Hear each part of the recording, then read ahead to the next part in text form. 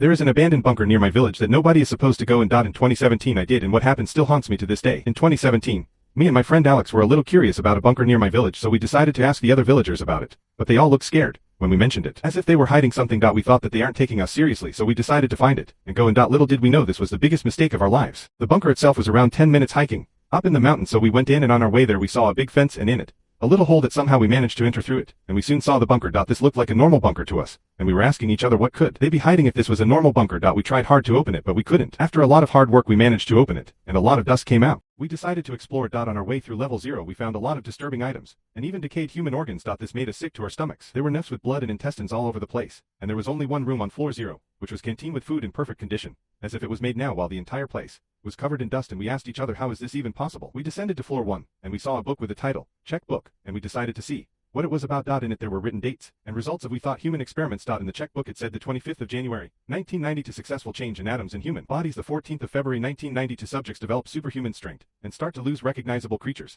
The 4th of April 1990 to subjects are confirmed to have become mentally insane with incurable diseases. July the 3rd 1990 to subjects are removed from the human category after breaking titanium with bare hands and murdering 6 scientists. They are locked in a single room. The 17th of August 1990 to subjects have escaped from the room. Mobilize the armed forces. I repeat, mobilize the armed forces. The 9th of December 1990 to threat contained. And in big letters being written on the bottom of the last page, do not descend from floor 3 or you will be putting all of the world in danger. We did not understand exactly what they meant when they said this. There was again only one room on this floor, but in this one there was a videotape and an old TV like the Soviet one, and we decided to play it, and what we saw gave us the most uneasy feeling. We saw the 6 scientists in a room with the subjects being brutally killed and eaten. The tape ended right after. Our curiosity won, and we descended to floor 2. As we descended to floor 2, the air grew colder, and the faint, distant hum of machinery echoed through the tunnels. The floor was dimly lit by our flashlights, casting eerie shadows on the walls. We felt an overwhelming sense of dread, but our curiosity drove us forward. The laboratory was a maze of shattered glass, overturned tables, and broken equipment. The walls were lined with old medical charts, and the smell of decay hung heavy in the air. We carefully navigated through the debris, our footsteps echoing ominously. In the center of the lab,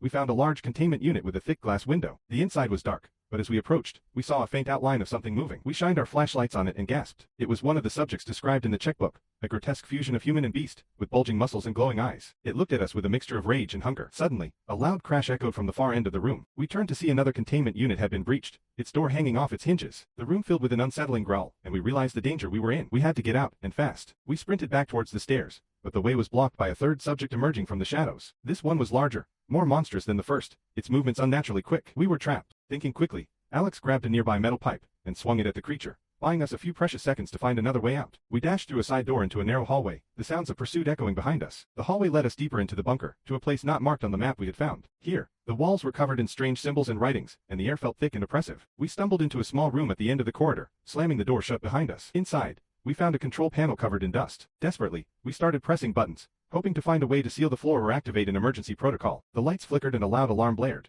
but nothing seemed to be happening. Just when we thought all hope was lost, a hidden door behind the control panel slid open, revealing a narrow escape tunnel. We didn't hesitate. We crawled through the tunnel, the sounds of the creature's growls growing fainter behind us. The tunnel led us outside, into the forest, far from the entrance we had used. We emerged, covered in dust and trembling, but alive. As we looked back at the hidden entrance, we vowed never to speak of what we had seen to anyone. The forest remained silent, its dark secrets buried deep within. To this day, the memories of that night haunt me. The nightmares of those creatures, the horrors of the lab, and the knowledge that something truly evil lurks beneath the ground. We may have escaped, but the terror of that place will stay with us forever. But one day as I started talking with Alex at the local shop, he offered me to go back in and see what happened. At first I thought he was crazy, but he somehow managed to convince me. Despite our pact of silence, the events of that night lingered in our minds, gnawing at us both. Nights were plagued by relentless nightmares, and the unshakable feeling that we were being watched. I often awoke in cold sweats, the monstrous faces of the subjects still vivid behind my closed eyelids. Alex and I grew distant, each dealing with our trauma in different ways, and we couldn't really organize to go back in together. Months passed, and one evening, Alex contacted me out of the blue. He sounded anxious and determined. "We need to go back in," he said. Reluctantly, I agreed. We planned our return meticulously,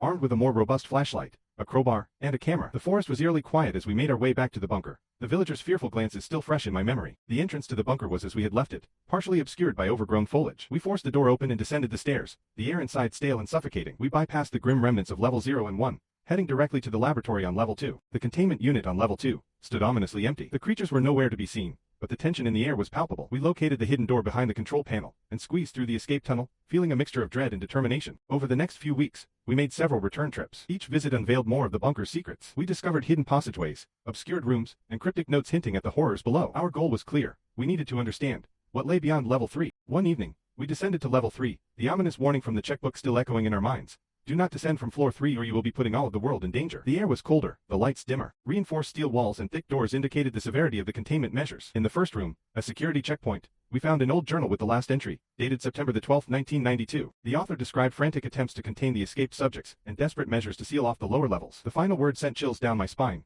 God help us all. They are evolving. Moving deeper into level 3, we entered an armory. Weapons and ammunition were scattered about, suggesting a last stand. We armed ourselves with a rifle and grenades, readying ourselves for what lay ahead. At the end of a long corridor, we found the entrance to level 4. Level 4 was unexpectedly different from the rest. Instead of the grim surroundings we had anticipated, we found ourselves in another cafeteria. It was even more eerily well preserved, with tables and chairs arranged neatly and food still on the plates. It was as though the cafeteria had been frozen in time, untouched by the decay that plagued the rest of the bunker. The sight was unsettling, considering the horrors we knew lay below. As we explored level 4, we noticed that the entrance to level 5 was blocked by a heavy metal door, sealed shut and reinforced. We couldn't access it. Frustrated but undeterred, we retraced our steps and headed back to level 3. Our only option was to descend further into level 5 through an alternative route we had previously missed. We finally reached level 5, the industrial factory. The level was a labyrinth of massive machinery, conveyor belts, and vats of strange liquids. The air was thick with a chemical stench, and the sound of clanking metal reverberated through the cavernous space. It was evident that this level was used for maintaining or producing the subjects. The sight of the machinery was both fascinating and horrifying. As we moved cautiously through the industrial maze, we heard a low, ominous growl. Before we could react, the growl turned into a full-blown roar, and we saw several of the evolved subjects charging toward us. They were more terrifying and powerful than any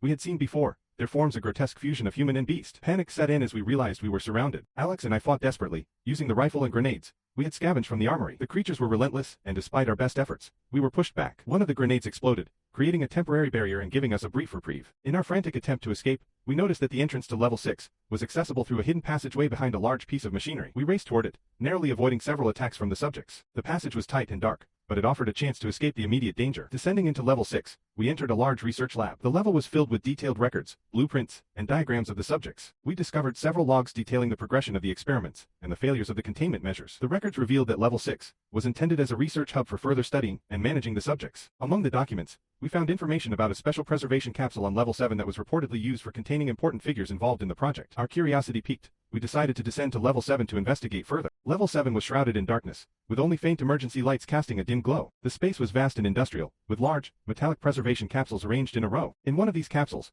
we found 3 scientists, preserved in a state that appeared too modern for the rest of the bunker. They were unconscious but alive, a sign that they had been placed in a preservation state to survive the chaos. We woke them gently, and after some confusion and panic, the scientists revealed their knowledge. They explained that the bunker was part of a secret military project aimed at creating superhuman soldiers. The experiments had gone horribly wrong, leading to the creation of the monstrous subjects we had encountered. As the scientists gave us crucial information about the bunker's purpose, an ear-splitting roar echoed through the level. We turned to see one of the evolved subjects emerging from the shadows. This creature was different from the others. Its strength and speed were inhumane. Its sheer presence radiated danger. The scientists' faces turned pale with fear. "We need to get out now," one of them shouted. We scrambled to escape, but the creature charged at us with terrifying speed. Alex, the scientists, and I raced through the corridors, the creature's growls growing louder behind us. Navigating the darkened hallways and using every ounce of our remaining energy, we made our way back to level 6. The creature was relentless, and its presence was an ever-looming threat. As we reached the emergency exit to the surface, we barely managed to slip through, slamming the door shut behind us. Panting and covered in sweat, we emerged into the forest, the entrance to the bunker now partially obscured and sealed. The scientists, though shaken, were grateful for their rescue. They provided us with more details about the bunker's experiments and the true extent of the military project. Returning to our village,